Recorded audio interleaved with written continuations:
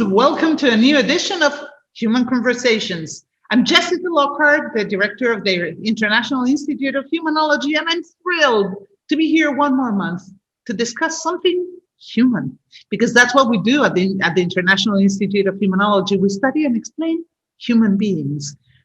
Today we have a very special topic, something that is really close to my heart, and something that I would like to speak briefly about and why I chose this topic. The topic is the perks of being different. Having been different my whole life, I already lived in 8 different countries, and in each of them I was a foreigner. I have a very severe disability that makes me also different. And not really being a stereotypical kind of human being, I have always dealt with this fact: I am different. And I thought, we're always talking about the difficulties that different people face. But there's another side to the story. There's a side that I wanted to share with you all today, but not myself. I wanted to share it with other people, with experts. And they're experts because they've also gone through this journey of being different. But before I introduce everybody to you today, all the speakers, the fantastic panelists we have today, I have 2 things that I would like to add. The first one is, we're sorry to announce that 2 of our speakers couldn't connect. One is Ilya Sereda. He couldn't connect from Hong Kong. He told us that he was having difficulties. So we kindly asked José Ortiz de Urbina to replace him. He very, very nicely accepted, and he's going to be with us today. And we're still waiting to get Mr. Kennedy Ezirim from Nigeria to connect. We will hope to see him here if he can connect, if he can get through. But there's something else I would like to share today. Today I was told that a dear friend passed. He passed away. He was an amazing human being, and he also was different. So I would like to pay a little tribute to him.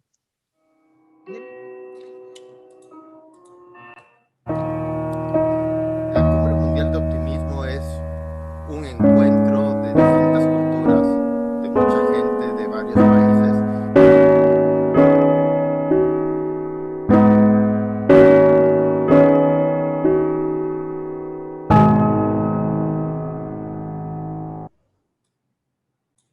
Okay, so there he goes, Victor. Thank you for being such a great human being. Having said that, I would like to start Human Conversations today. Human Conversations is the space where we discuss topics with experts, trying to offer everybody a different view and a wider experience. Today, I am thrilled to have 3 fantastic people joining us in this conversation. I would like to first introduce, and let me try to share now the screen. I would like to share the 3 speakers, the 3 panelists that we have with us today. The first one, and I hope you can see her on the screen. Let's see, on this side of mine is Miss Morgan Baxter. She's a teacher. She's been a teacher for many years and taught in different countries. And I am really, really thrilled to have her here today. She is connecting from Panama. Today, everyone is connecting from Panama. We're going to have a very Panamanian kind of conversation. Welcome, Morgan. Thank you for joining us, and thank you for being here. Thank you so much for having me. I'm so excited to be here. And the second person I'd like to introduce is José Ortiz, supposedly under me on the screen. Hello, José Ortiz de Urbina. I'm really happy that he's here because one of his most important tasks at work is to work on diversity and to really, really empower everybody at work and consider diversity an asset. José Ortiz, thank you for being here. Thank you very much, Jessica, for inviting me. It's a real pleasure to participate in this forum. Thank you. And the third person we have here today is, and I think you already know, James S.O.U.L. He's James S.O.U.L. He's the creative director at the Institute, also an optimism coach. And I'm really thrilled to have you here because not only are you all those things, but you're also an artist. So you might give us quite different opinions and some insights into what the perks of being different are. Thank you and welcome. Hi, Jessica. Thank you for having me. As always, it's always a pleasure to be here and be able to participate with all the other panelists. I can't wait to hear their opinions.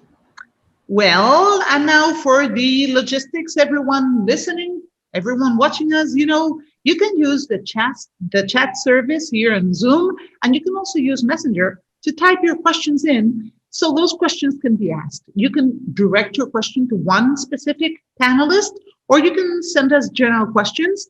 The idea is we're going to have 3 official questions that all panelists will be answering. And after that, we'll open the panel again so you can all ask your questions. Don't be shy, just send us your questions and we will be asking our panelists. Now, without further ado, we're going to start again. We're going to ask the questions. We're going to move forward. And I'm going to ask the first question. The first question is, being different usually causes a negative impact on people's lives. Most people antagonize or fear those who are different. Sometimes, though, being different is an asset. Can you please share with our audience how this is true in your case? Morgan, would you like to start? Sure, I'd be happy to. Well, when I first accepted to speak on the panel, I hadn't seen the question yet. And then when I received the question, I went, oh, thank God I can talk about this for sure. And, I think for me, so I'm an openly queer teacher. I live with my partner who's a woman. And for me, this question is perhaps a bit of a simplistic approach for me, but of course I thought about my sexuality and how, growing up, just again, that sort of unnamed, couldn't figure out what it was, but I was different, right? I was interested in different things and just kind of didn't connect with other girls in the way that, all the other girls seem to be able to connect with each other. And so the approach that I took with that is, the question about sort of being something scary or kind of difficult, but then kind of growing up and coming to accept my sexuality, it's awesome. It's great being gay. I love that with sexuality, you get to make your own rules. You don't fall into patterns of behavior and sort of stereotypical gender norms because it just doesn't work that way. And so you have to actually, talk with your partner, and you have to actually sort of like find a balance that works with you in your relationship. So anything from like the division of labor in the household, we have to negotiate that in a way that works, for us and our particular strengths. Children, right? Children are never an accident when you're in a same-sex couple, right? Like you have to actually plan and think and make a decision. And so I think, there's a lot that's sort of an asset, right? In terms of, we talk a lot about communication being so important. And so sometimes when you don't fit into those kind of normal roles and norms of society, right, it encourages communication and gives you an advantage in that.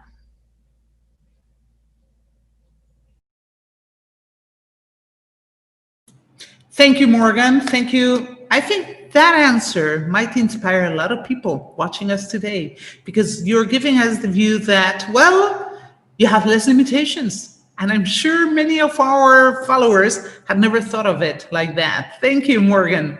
José, would you like to go next? Yeah, thank you, Jessica.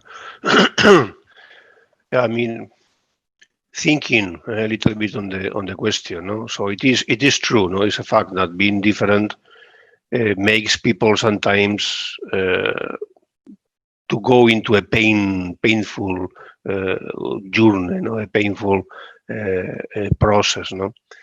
But on the other hand, no, at least that's my personal experience, no. So being surrounded by people who are different, no, it has always had very positive things, no.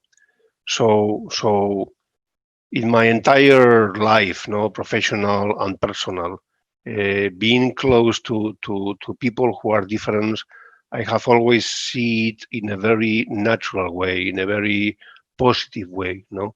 So I have always experienced it as a natural way, no. I was born in a family with 7 kids, and we were all different, no, you know. We had all different personalities, and we were girls and boys, and we have complete different taste. Yes, we had the same parents, but we were completely different, no. So, and that was very rich, no. That was really very good, to have all of these big differences, no. People tend to identify the difference because they have different sexual tendencies, or they have different politics tendencies, or but the differences are made of little things also, no? And we are all different in one way or another, no? So I agree that it is painful, but it is very positive also, no? To simply accept that we are all like we are, and to take it as natural as possible, no? Thank you, Jose. Yes, so we need to learn from those who are different. I totally, fully agree, and I think it's part of the spice of life. James, would you like to answer that question as well, please? Of course. I mean, everything about me is different. I'm a 24 Spanish American pansexual transgender man who likes to do all sorts of things. Like you mentioned, I'm an artist. I'm also a creative director. I'm a chef. I'm so many different things. I'm a brother. I'm a pet owner. I'm so many different things that I've never really fit into one single box. I've never been, okay, this is you, and that's you. Kind of like binary, like, oh, you have the code and it's always the ones and zeros. But in my case, there's ones and zeros and z's and threes and times I don't know how much. And the reality is, it gets to a point where when you try to fit into those little boxes that people have established, you end up becoming so truly unhappy with everything, with yourself, with your life, with how you tackle things in your everyday. And that's horrible. And I don't wish that on anybody. So I think that one of the things that I learned is to, well, first of all, appreciate my differences, because it makes me unique. And I am proud of being who I am. I may not be perfect. I may have my mistakes, and I still have a lot to learn, and I still have a lot to grow. But I am proud of who I am. And that's something that I've learned from my differences, to celebrate those differences. And another thing that I've learned in a way, and it's actually in my favor, is from trying so hard to fit into these boxes and trying to be something different from what I am when I'm already different, which is quite ironic, to be honest, is to become a chameleon. And that doesn't mean to hide myself when I'm around others. No, it means to adapt myself so like that others can accept who I am in that moment in a way that works for both of us. Because it's like, for example, when the new phones came out, and we were like, what is this? Oh, taking photos, and they're going to be listening to us and all of these things. And yes, those things, we were all saying these things, but the reality is now everyone owns one. But before, people were afraid of these things. They're like, oh no, that's the devil's work. We no, we're not going anywhere near that. Things change. So celebrate your differences, because you never know that what you think makes you different and makes you feel ostracized and feel like you're an outcast might become the next trendy thing. It might be the next wow factor. Who knows? So love yourself and celebrate yourself every step of the way. That's what I would say. Thank you so much for that answer, James. I'm sure that a lot of people are taking notes right now, and this might help them very much. We're already starting to get some questions from our audience, but we're going to continue with the 3 ones that we have prepared for you. The next question we have for you, for the panel, is how can a person turn being different into something positive, even in the face of external opposition? José, would you like to answer this question first, please? Yeah, that's a good question. So, I think that if we think a little bit about the most influential, the most inspiring people in history, of the world, I think that all of them had probably in common that they were all different compared to others in their period. They were so different, they were so unique, that as a consequence of that, they were so inspiring for the rest of the world, right? These were the people who really brought a different perspective. They really helped humans to look at things from a very different angles. So we have plenty of examples in history, some even not good examples, but we have plenty of examples of people who are very different that turn it into a very influential, very positive, very powerful tool to really even move the whole humans into a complete different area. So the difference, being someone unique, the difference is by definition positive. It is never negative. It is always positive. And if you learn how to recognize what makes you different, what makes you unique from the others, and you empower yourself and to develop this difference, this uniqueness. I don't know if this is the right English word, this uniqueness, this that makes you so unique. This is what is going to really make you developed in your entire life. And this is what is going to make you inspiring other people. This difference that it is in you, right? Yeah. Thank you, Jose. Yeah, that uniqueness, exactly, that you were talking about, might be what is really inspiring. I think that's a little bit also what James was saying before. So, James, would you like to answer the question? Because I think it was related to what you were saying before. Yeah, definitely. I mean, those who are different dare to dream. And when we dream and we work towards our dreams, that's how we create a difference. So I think that that is something that is extremely positive, because we are dreamers. We create our own paths. We break the rules because the rules don't work in our favor. So somebody has to change them. And because of that, we allow ourselves to think outside of the box.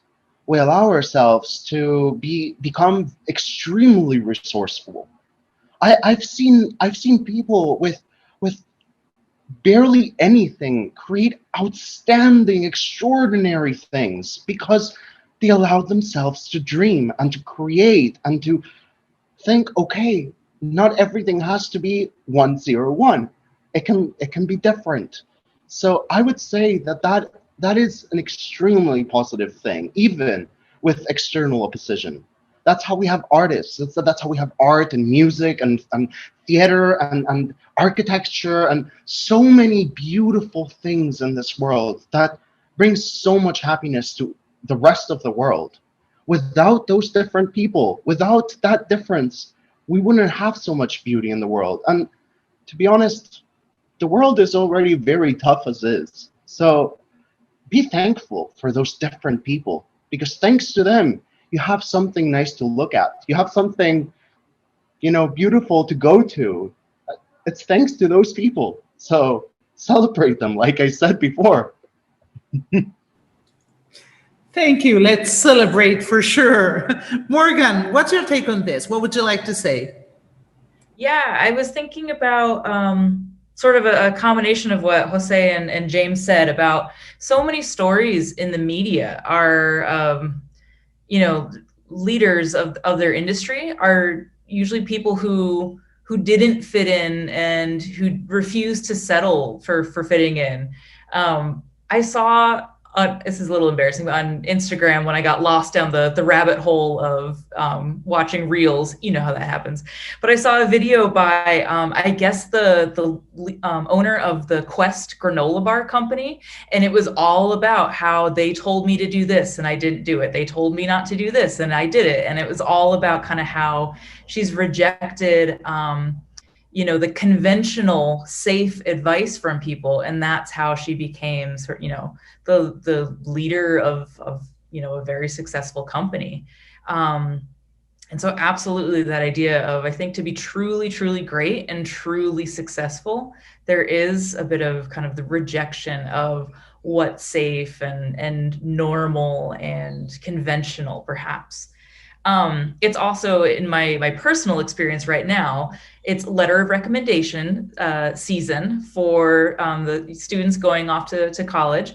And I've found throughout my years of writing those that it's always the kids who are a little bit quirky, who are a little bit different, who are such a pleasure to write those letters for. And I have so much to say about them versus the students who play it safe and follow all the rules, but keep their head down, right? It's not really about the rule following, but it's about just sort of keeping quiet and keeping to themselves.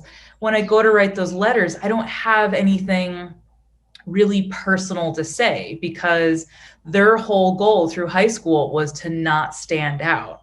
But the students who do stand out, the students who do have just these quirky traits or who have had, fun interactions with, they're so easy to write those letters, and they're so fun to write those letters. And I think, looking back over those, I can always sort of remember the student based on those letters.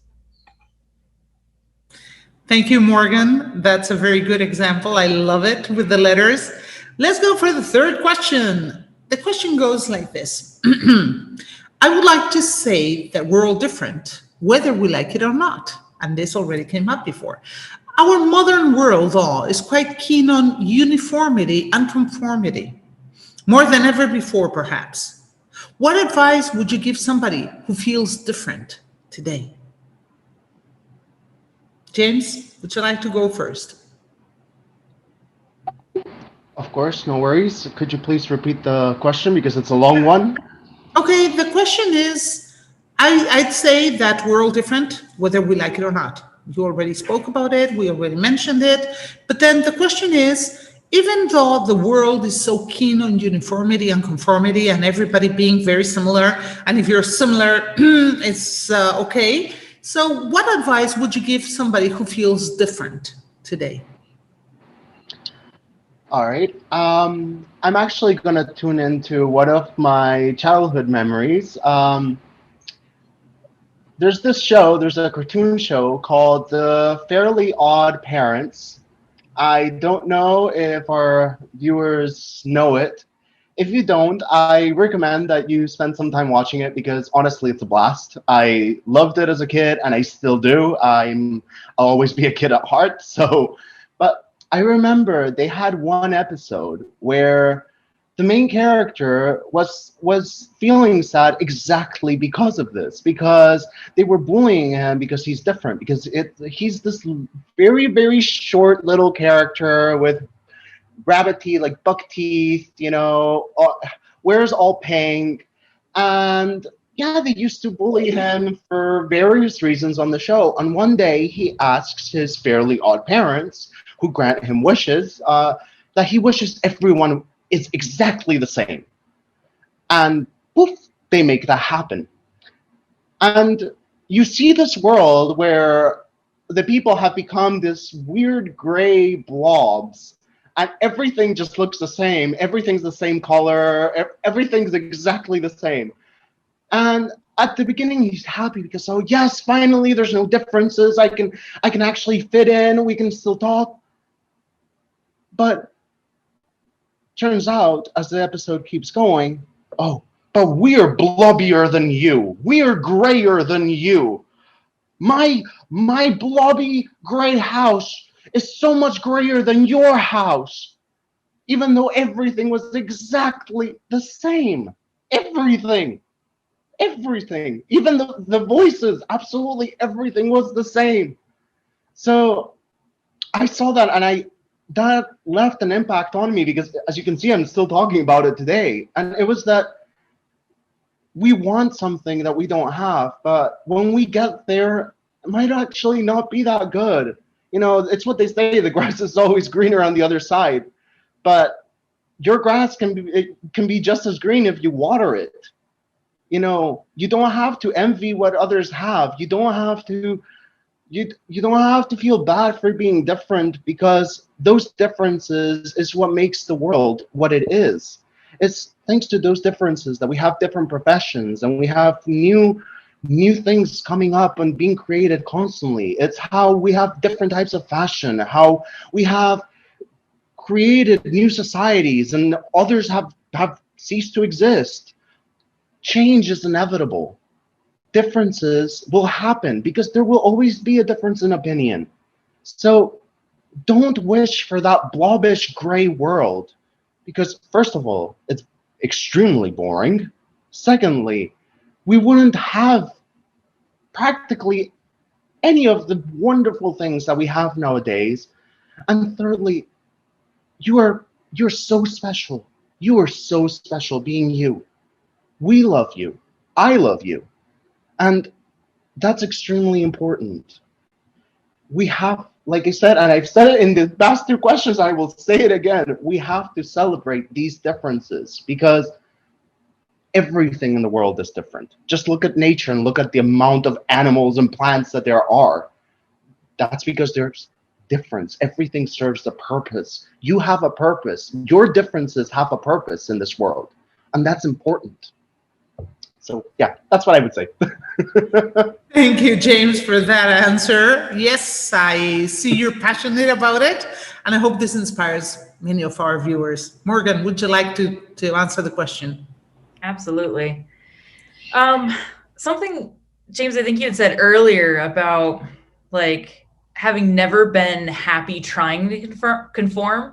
I got that to my core. Absolutely. Like, I have never been happy when I have tried to actively fit into what the norm was. And I tried. I first came out when I was 19, and I was told that I wasn't gay. And so I was like, oh, okay, well, yeah, I guess not, I guess. And then I went back in the closet, and I actively tried to be straight for about 5 years. And in that time, I'll save those stories for my memoir. They'll be very entertaining one day. But no, would not recommend, would not do it again. And I think so, right? Only, true happiness has only really come from sort of embracing difference and being okay with difference. Which brings me to my second point, which is maybe a slightly more controversial take, but about embracing difference. Like, I don't think that you don't have to be the weird one. I see this with young people, especially, where they want to like embrace labels, right? They kind of get a label attached to them, and then they sort of embrace it wholeheartedly, and it becomes everything about them, right? So when they think that they're trying to embrace a difference in themselves, they're like, oh, well, I'm the weird one. And that sort of becomes their entire identity. And I think, it's about boxes, right? You're putting yourself in a box. You're not only letting someone else do it, but you're doing it. And I think part of that is that there's safety in the box, right? You're putting walls up around yourself to protect yourself. But, if you take the metaphor to its logical conclusion, right? You are protecting yourself, but you're cutting yourself off. And so I think there has to be a happy middle ground about embracing your difference. You can embrace your sort of weird, quirky traits, but James, you also talked about the chameleon, and I also really loved that, where again, it's that idea of you can be weird and you can embrace your weirdness and you can embrace your difference, but also know how to adapt to different situations, or how to sort of, again, like we balance the levels of our personality sometimes. And, you know, you don't always have to be so over the top and unless that's what is bringing you joy. But I do find that a lot of students students, but just young people in general, when they sort of embrace that label, they're not as happy with it as they think, because again, they're limiting themselves. So there's got to be a happy medium.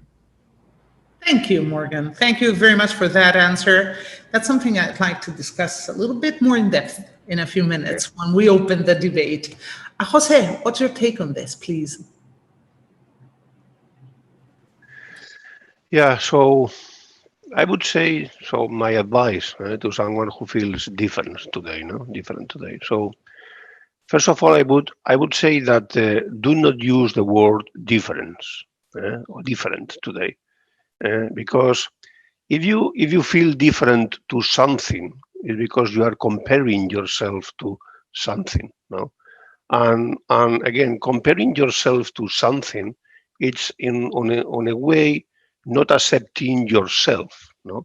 Because by definition, as I said at the beginning, all of us are different, right? So we will always be different if you compare, no? So it's like, you know, if someone says, I feel white, okay, it's because you are comparing colors, no? So doesn't make sense that you are comparing colors, no? Or I am gay, or I feel gay. So why are you comparing your sexuality? So, you know, I would say more to that person, to that people is, why don't you ask yourself is, do you really feel yourself? So do you really feel that you are yourself? So where you are in your journey, right? So continue your journey. Really try to understand yourself, accept your difference, which is yourself, okay? Whatever it is, but continue in this journey. No, embrace your personality, enjoy your life, and I think that this is what it will really bring all of us, everyone, no, to be happier, no, and to have a better feeling of being developed, being, I don't know what is the right English word, but probably you get, right? You understand me, right? Is to, otherwise you are limiting yourself too much, no? So my advice, no, is do not use that word difference, because it's a little bit of illogical, no, at the end. Thank you so much, Jose, for that question, for that answer. I mean, yes, I fully agree with you. And funnily enough, it's also part of what we teach in Humanology. It's funny because many of the things you guys were answering are active pieces of Humanology and understanding human beings. So we're going to open the debate now. We're going to open the panel to the audience. We already have quite a few questions for you.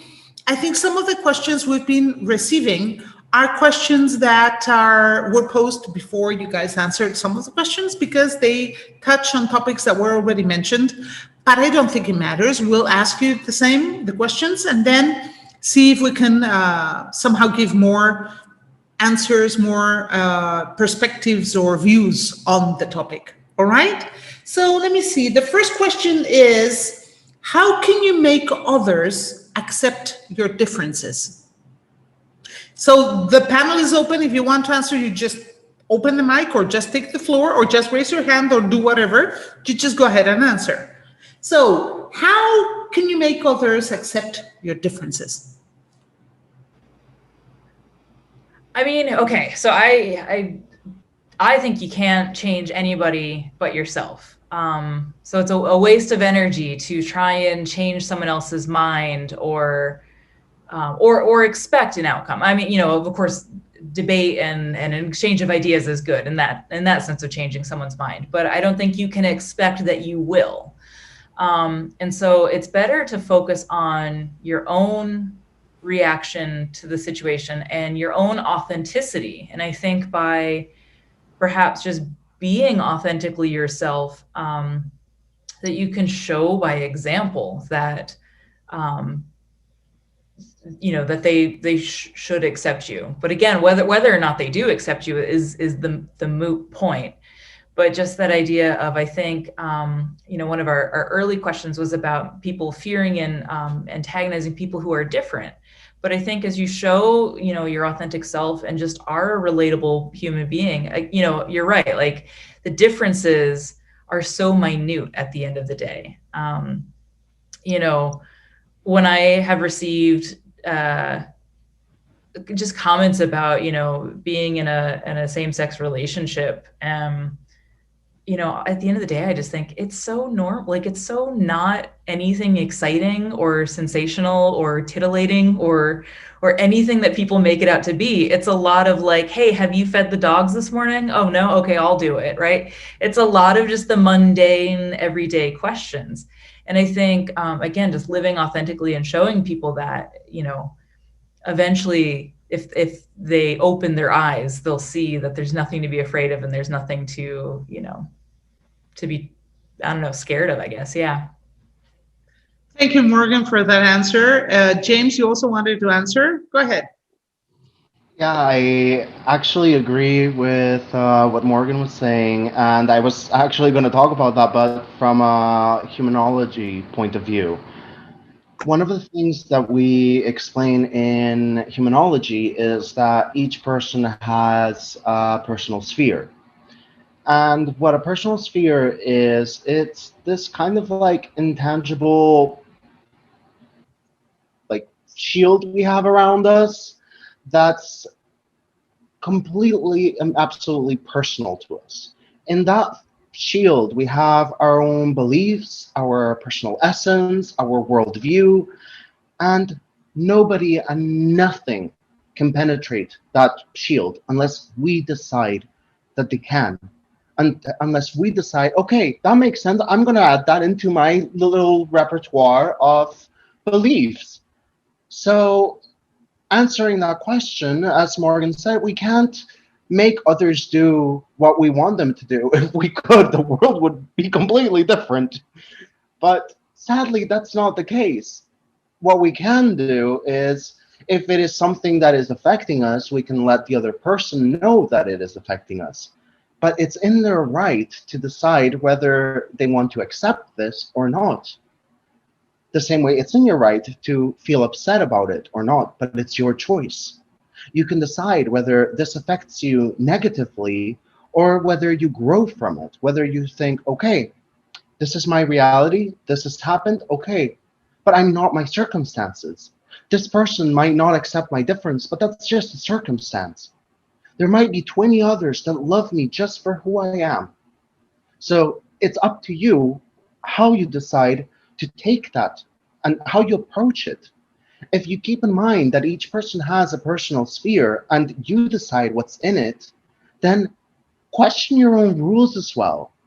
See what your rules on acceptance are. Maybe you aren't accepting somebody and you don't even realize it because your own rules, your own belief system is limiting you. It's a great exercise to try and do because not only will you learn more about yourself, but you might learn along the way that maybe the fact that somebody might not accept your difference is not that big of a deal because there's always going to be a difference in opinion. So, I don't know, try it out. And if you do, let us know, please. And if you want any help with this or any advice or anything, please do feel free to come to us for help. I'm more than happy to talk with you guys and girlies and see how we can do it. So just let me know. Thank you so much, James. Jose, do you want to answer or should we go ahead with the next question? You want to answer, go ahead. Yes, so I agree with Morgan and James with everything that they both said. No? What I may add to that is, so what can we do to help others to accept your difference? No, I don't think we need to use our energy in making others to accept our difference, our uniqueness. So this is what Morgan, I think, was also saying.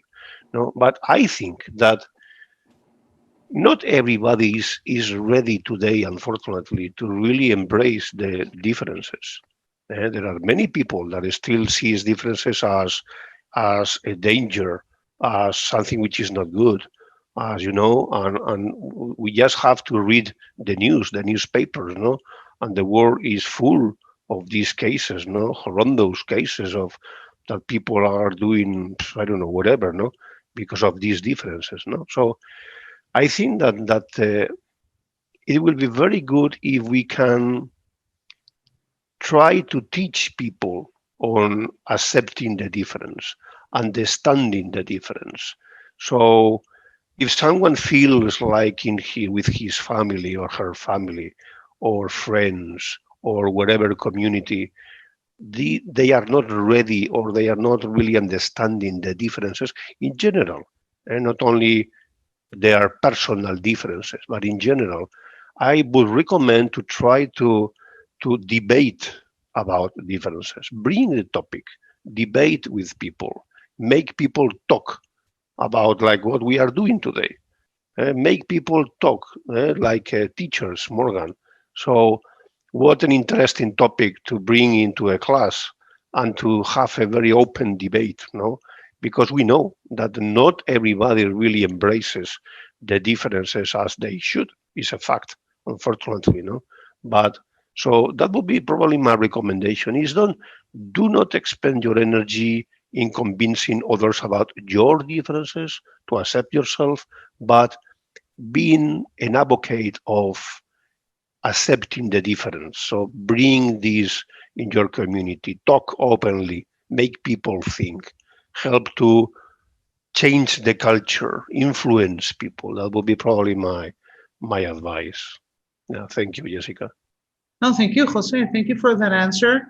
And it's funny because there is a question directed to you.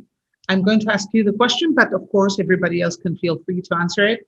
And somehow related to what we're saying right now. The question says, Jose, you say different people are inspiring, but we also have plenty of examples of people who are killed because they're different.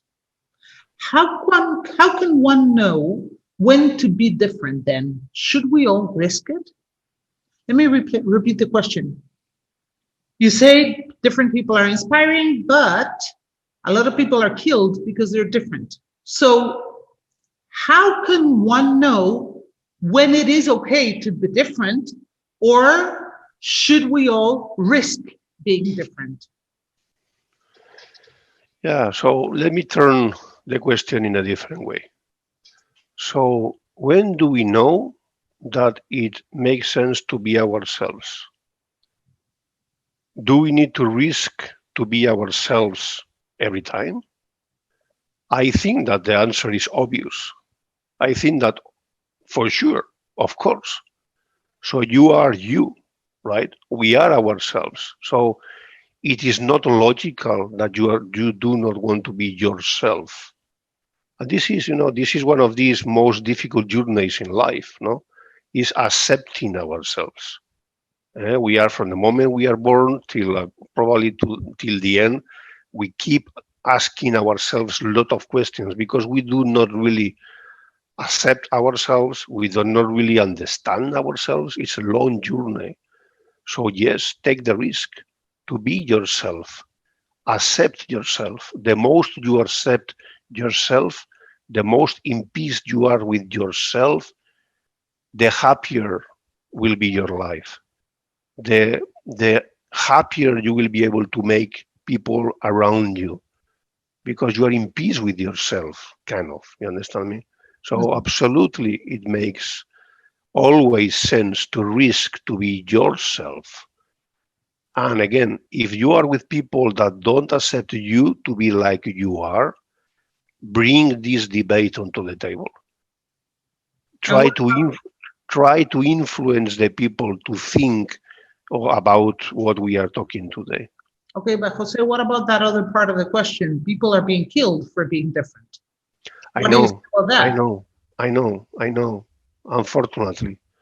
But you cannot not be yourself if being yourself will represent that you are killed. Okay? You have to be yourself, but again, you should not be crazy, right? So you need to understand what are the levels? How do you manage being yourself? No, not putting yourself at risk, right? If you are in the middle of a group of people who are fanatics of a particular difference, and then you claim to be in the middle of this group, yes, I am different, you are acting a little bit like a crazy, so you are not really clever, no? But you have to be yourself in any cases. But yes, unfortunately, humans are we are like we are, and we are even killing people because of their differences, no? Yeah. Okay, thank you, Jose. Anybody else would like to add something? Yes, James? I think Morgan wanted to answer as well. I'm not sure. Well, All right. just go ahead and then we'll let Morgan answer too, of course. All right. I actually wanna analyze this question in a different way, which is, let's say you want to learn how to drive. You want to get your driver's license. But you say, oh, there's a lot of accidents every year. Every year there's thousands of people that are killed because of car accidents, because of different reasons. So, maybe I shouldn't get the driver's license. Maybe I don't know. You're limiting yourself in that scenario because yes, people die every year from car accidents, of course. But there's also ways of preventing it if you learn how to drive and you yourself are a good driver and you follow the rules. Now, imagine this scenario, but with the question that you posed to us. You're asking us when should we know when to be different? And I say that being different is kind of like getting a driver's license. People will get killed for being different, of course. And like Jose said, it is an extremely sad thing to happen. But not because of this should we limit ourselves. Should we hide in a shell, in a cocoon, thinking that it's safe, when in reality, it's not safe. Maybe you need that driver's license to get to work. Maybe you need that driver's license to have more job opportunities or to travel the world and get to see things. Maybe without that driver's license, you wouldn't be able to do any of those things. So now it's what's more important. Yes, those things happen. Yes, accidents happen. But look at how much you're gaining as well from taking that leap, from taking that risk. It's up to you. So I would say that this is like that. Thank you, James. Okay, Morgan? Yeah, I've been thinking about how, like, risk, it has to be a personal choice, right? You have to ask yourself, is it worth fighting for? And probably, right? Probably the answer is going to be yes. But then you have to ask a secondary question, which is, do you have the personal courage to take that risk and to again, I think we're kind of skirting around the question, to risk death, right? A very real risk. And it's totally okay if the answer is no, right? But just being honest with yourself about, am I willing to fight to perhaps a literal death for this, or not? And I think, no one can make that decision for anybody else. And so you have to make your own decision. And I do think that, fortunately, history has shown us that we do have risk takers. There are people who ask that question, is this worth fighting for? Yes. Is this worth dying for? Yes. And do I have the courage to do it? Yes, I do. Of course, it'd be great if there were more, but no one can make that decision for anybody else, right? That has to come from inside. Thank you, Morgan. If I may, I'd like to add that we also need to ask ourselves, do we have the resources we need? Because sometimes it's not just only a matter of courage, but you need other resources as well. Okay, there's a few more questions. One of them is, Morgan, you were talking about boxes. And it is true that many young people sometimes pretend to be different just to stand out. What would you tell those people?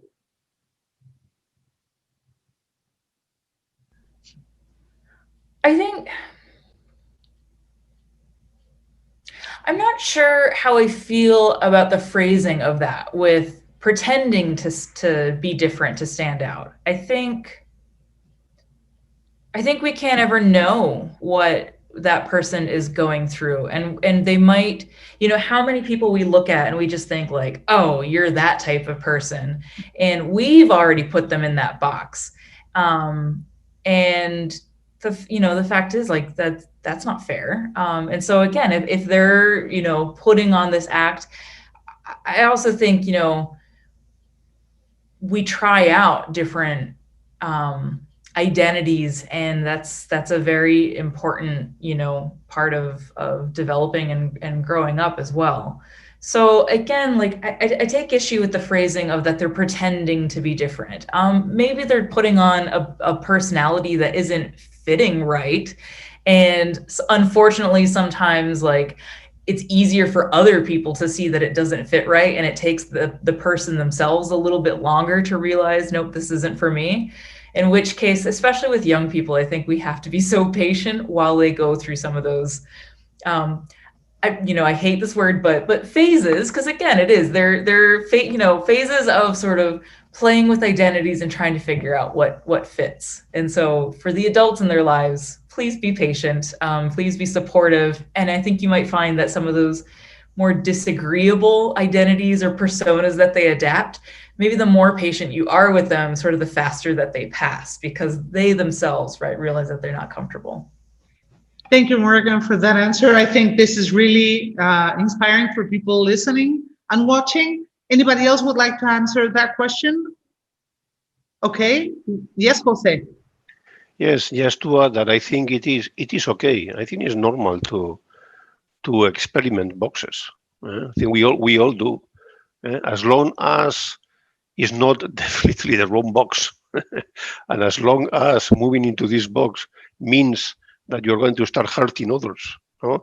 Because they are not part of this box. You know what I mean? It's like being like in clans, no? If it is to experiment and to learn more about yourself, I think is good. Thank you.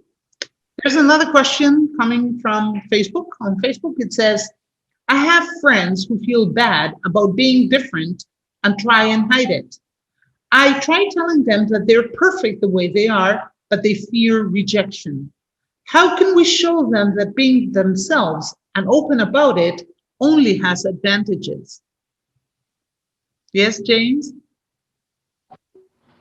Well, I would like to continue with Humanology for that answer, and it's one of the other things we say in Humanology is that if we want to show somebody something, like we mentioned before, we have our own personal spheres, so we can't really shove anything into another personal sphere, but what we can do is lead by example. If you are true to yourself, if you are true to your differences, and you show them that you are empowered, that you are happy, that you are moving forward, that you're growing, maybe that will be sufficient for them to start trying it. And then the other thing I would say is, well, for the time being, if they're still feeling bad, if they're still afraid, the only thing you can do is what I said, lead with example and give them as much love and support as you can. Because honestly, you have no idea how thankful we are for those people who provide that safe space when we feel that we can't be ourselves. Because it's really hard to feel, oh, I don't fit in here, but I don't fit in there, and I don't know who I am, and how should I walk? How should I talk? What should I do? And you enter this kind of weird like crisis mode that you don't really know how to do things. And honestly, it helps so much to have those people there that love you no matter what and tell you, hey, you can be you around me, and I'm gonna accept you no matter what. I'm gonna love you no matter what. Those people are so important in the path of accepting oneself, I would say. So that would be my advice to you, or at least that's how I would handle it. I hope it helps. Thank you, James. Anybody else would like to add something? Okay. Yes, Morgan? I mean, I do think I don't want to come across as antagonistic in my reply for this one, but I'm just thinking about to say that you can be yourself, around me isn't always enough, right? I think this sounds like a situation where a little bit of further reflection is also necessary, where if you're telling them, you can be your authentic self around me and they're still not doing it, then that makes me kind of wonder, what are the nonverbal messages? What are the sort of, other cues that are sort of happening there? Because that can be a hard one, where everyone's saying, no, it's cool. You can be yourself. And then you're kind of going like, wait a minute, but I just heard you back there, or, but you just acted this way over here, so it sounds to me like a little bit more of a complex situation. And I think also going back to, the personal sphere, at the end of the day, you can do your best to make it a safe place, but you have to understand that sometimes it takes people time, and it takes, sometimes the trust that they have to develop in order to sort of then take advantage of that.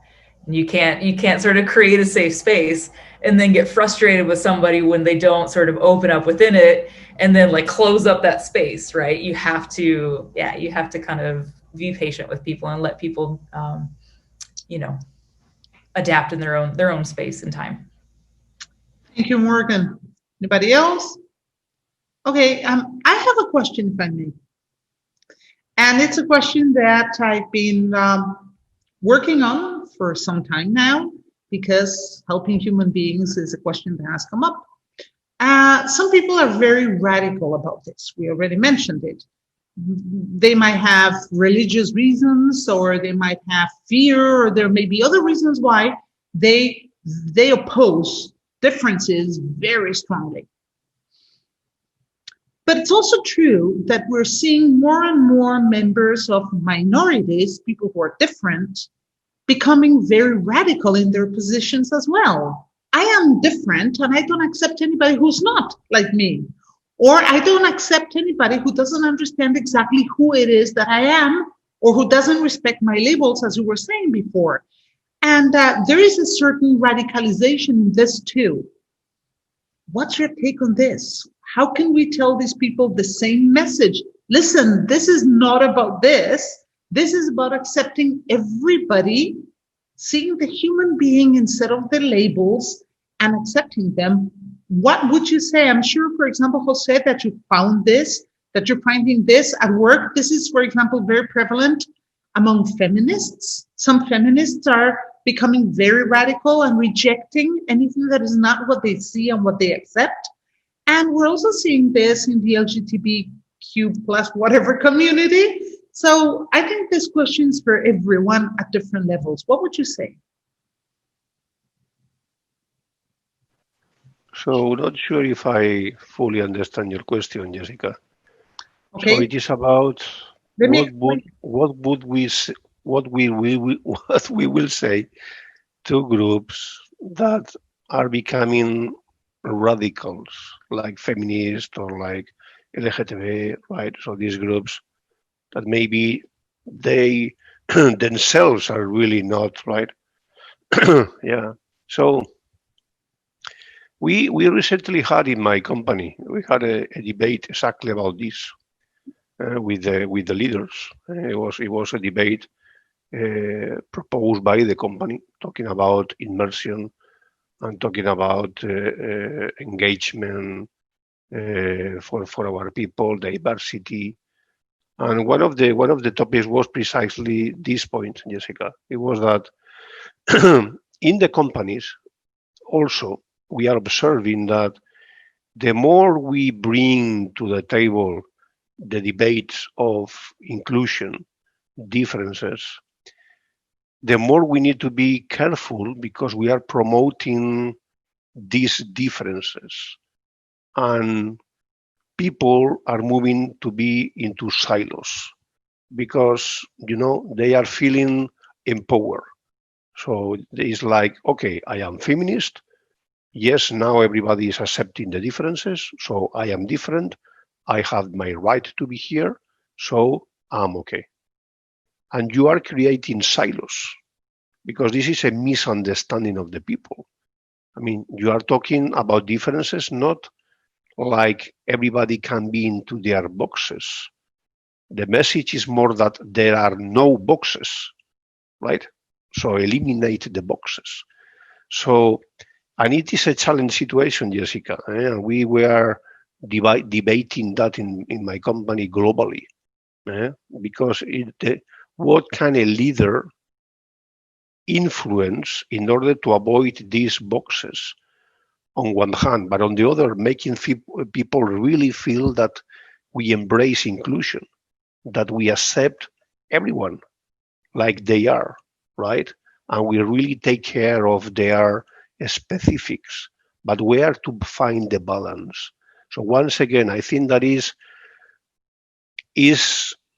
something that we all, I mean, there is not an answer. I don't have like an absolute answer, but because it is a reality, and it's something that leaders, all of us, into our spheres, we need to think, and we need to consider, because we are advocates of inclusion.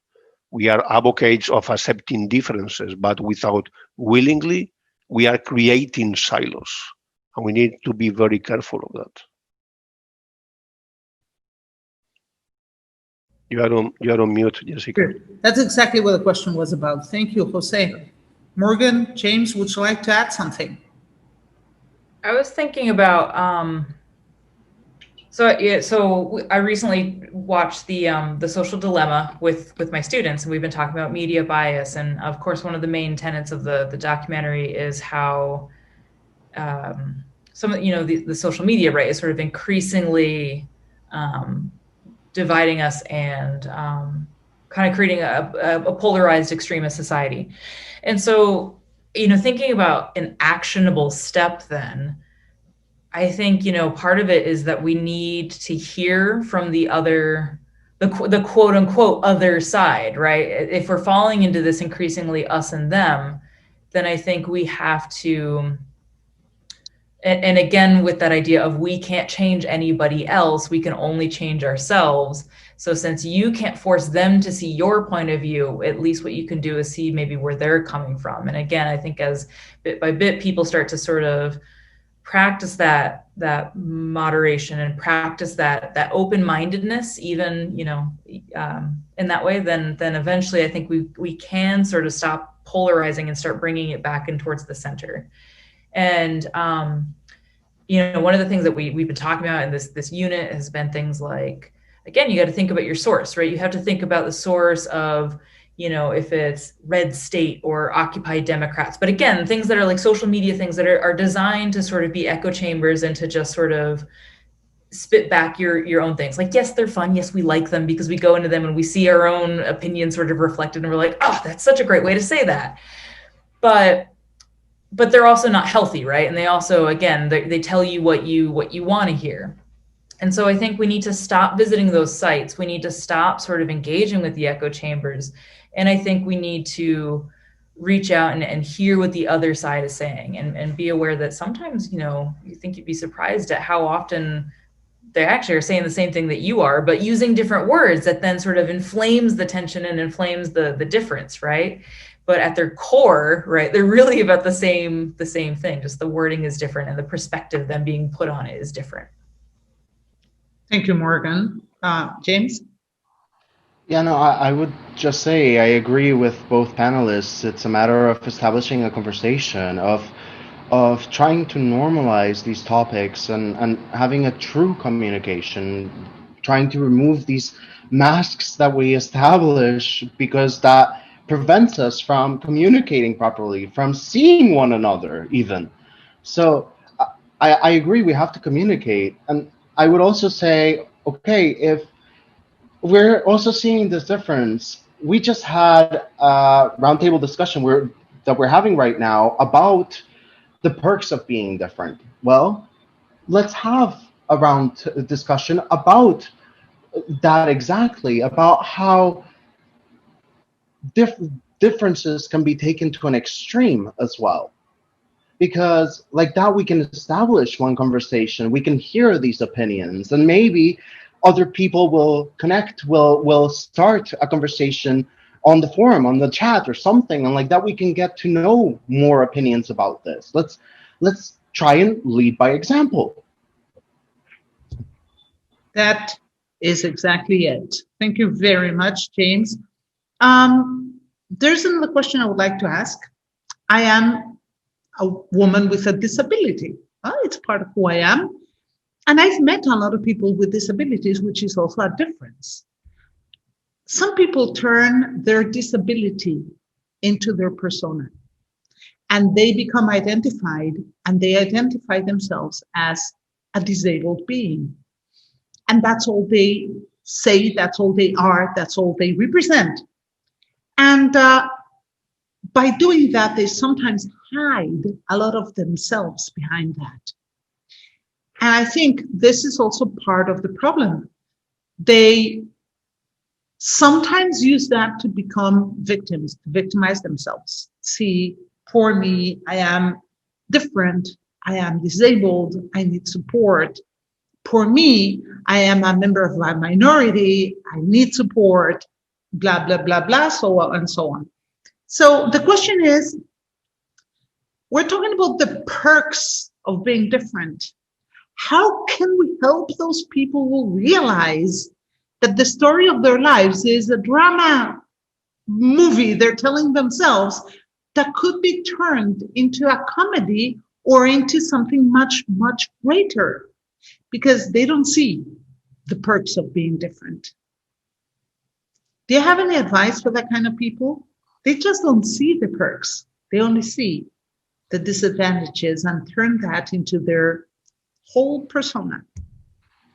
Any comments? Yes, James? I have 3 suggestions. The first one would be, okay, we just mentioned personal spheres and we keep on mentioning them. You're saying, how can we show these people? Again, we can't force anybody to see the world the way that we see it. Each person has a unique worldview. So it's up to them whether they want to see it or not. But I would say if it's something that you want them to maybe question, obviously you can't force them, but we can lead by example. You can show them the book, for example, What Story Do You Tell Yourself? Which is one of the books from the Institute, which talks exactly about that. It's a very simple, short book, but it's highly effective because it explains how we categorize ourselves in a way into kind of like different genres of movies. You know, you have adventure, you have drama, you have different ones, and depending on which one you categorize yourself in, you're going to live your life in one way or another. So you're saying that these people are living a drama, and that if they accepted the other parts of themselves apart from their disability, that they might be able to live a comedy or an adventure. Well, let them read the book. Maybe they're happy living a drama. Maybe that's what they want. Who are you to decide, oh no, they should live a comedy? They're the ones that decide. Maybe that is what makes them happy. And that's okay, like we said before. So show them that book. Maybe they'll read it, and maybe they will question it. Maybe. But then I would say the third thing is question yourself. Question your rules about why is that causing you dissatisfaction? Why are you questioning yourself? Oh no, this person, they shouldn't be living like this. Do you have all the answers? Do you have a sheet that tells you, okay, this is how this has to be done? Tomorrow at this hour, this will happen, and this is... No, nobody has a manual. Nobody has that. That's part of what life is, learning and making mistakes and finding oneself along the way. So question your own beliefs with that. If you're trying to question somebody else, start by questioning yourself first. So, thank you, James. Thanks a lot for the answer. Morgan, Jose, would you like to add anything? So the question, Jessica, is what I will say to someone who is limiting himself or herself. Yeah, who's using the difference as a way of just being that. You know, I am disabled, this is who I am, and they use that as their only characteristic or their only way of being. Or I am a part of minority, and that's all they are. Yeah. It when you were speaking, a movie came to my mind. Is the movie's name Contact? And there is one scene in the movie where the father is talking to his daughter, and they are both at night. They are looking at the sky, watching the stars. And the daughter asks her father, so that, do you think that there is life somewhere else in the space?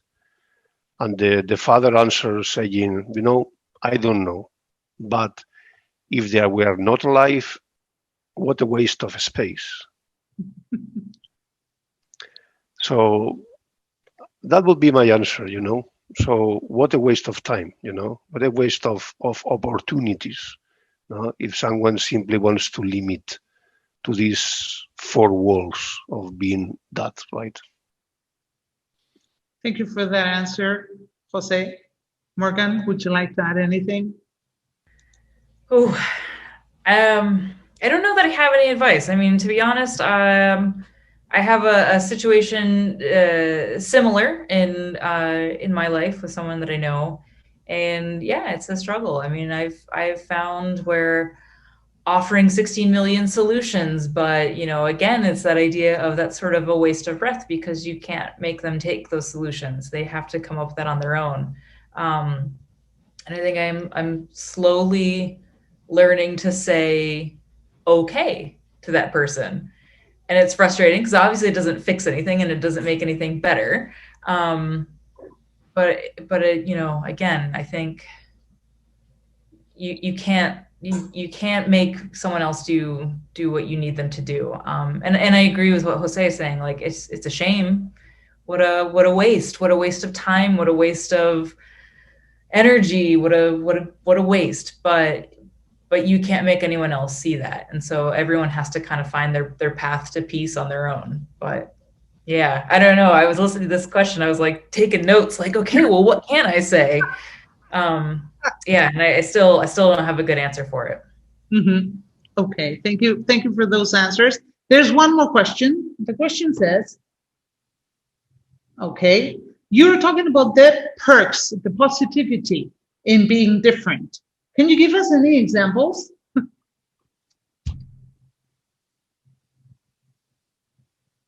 So examples of perks, of good things of being different.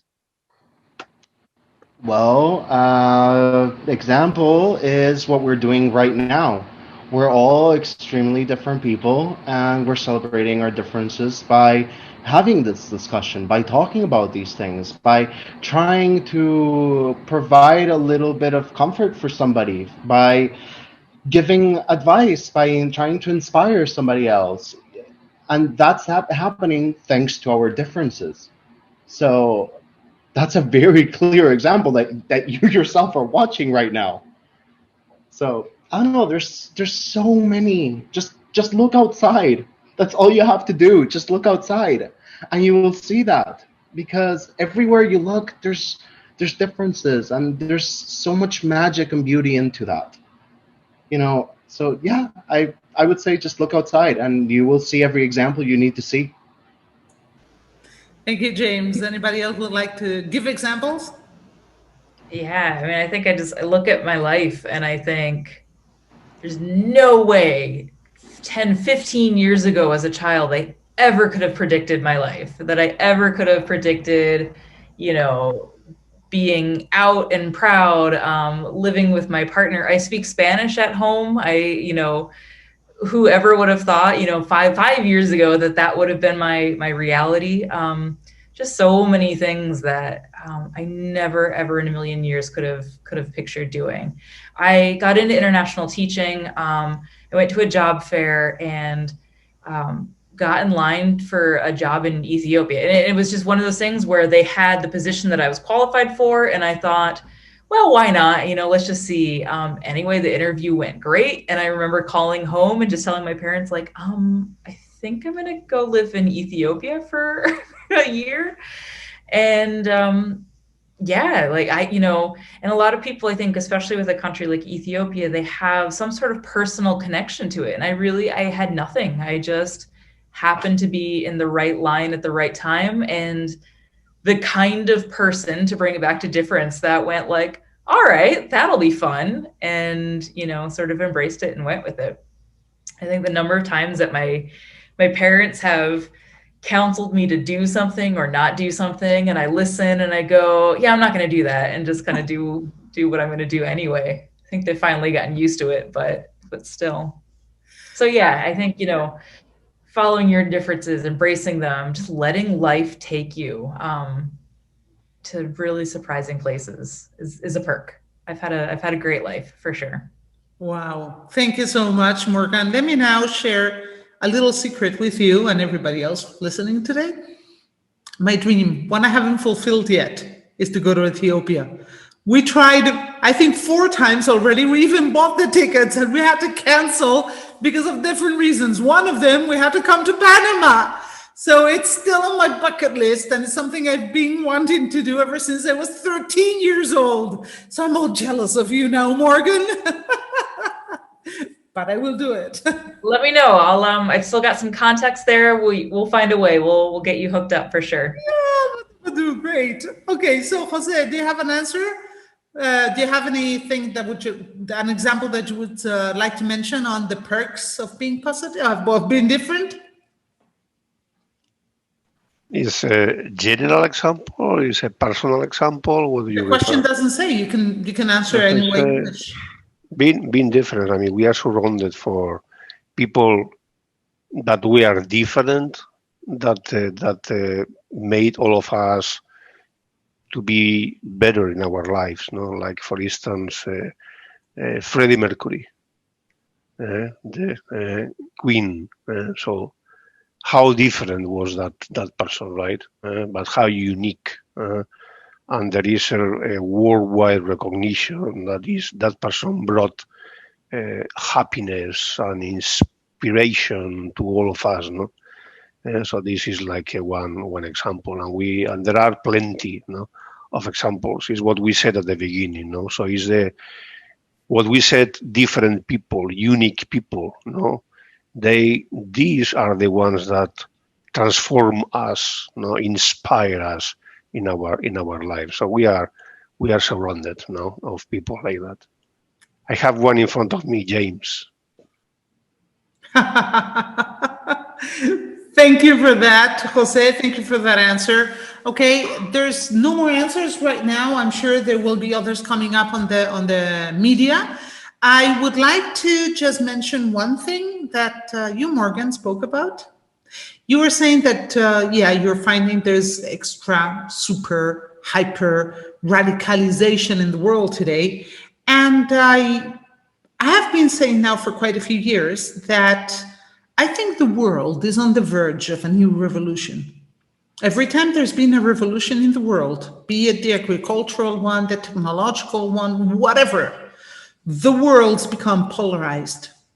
And there's been those in favor and those against, and their positions have become very, very radicalized because they feel threatened by the other party.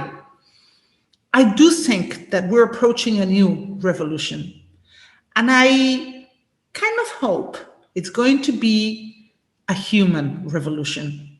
I think it's about time we go back to the human being. I think it's about time we realize that we need to focus on us first. Everything we do in the planet, everything we do in the world, everything we do in the universe, everything we do at a small scale, at a huge scale, stems from us, human beings, and is related to us. So I think it's time to turn around and instead of looking out, start looking in. And I think that's going to be the next revolution. And I encourage everybody who's listening today to realize that it's not two parties fighting. It's humanity looking for another way out. So I just wanted to say that because I think you made it very easy for me to say, Morgan. So thank you very much for that, Kiyu. That was great. So we ran out of questions. I guess the four of us, could continue talking about these and many other topics for many hours, but we have to end it here. It was a pleasure to have you here on board on Human Conversations, another edition of a very human conversation. Thank you for being here. Thank you for being so open, so honest, so transparent. I hope to see you in other future editions of Human Conversations and in many other occasions in life. Thank you for being here. And thank you to our audience for being there and asking questions and joining us one more month. Let me announce the topic for the next Human Conversations. The next one will happen in January because we are going to have the festivities now. And the topic is going to be, let me check. Oh yes, running away.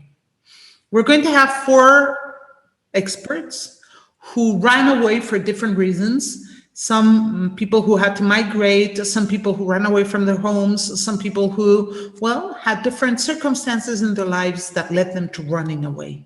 As you can see, another very intense, interesting human conversation. We hope to see you here. It will take place on the 30th of January, so don't miss it. We count on you. Have a great time. Enjoy the festivities. Start the new year with a lot of happiness in your hearts. See you next year. Bye. Thank you.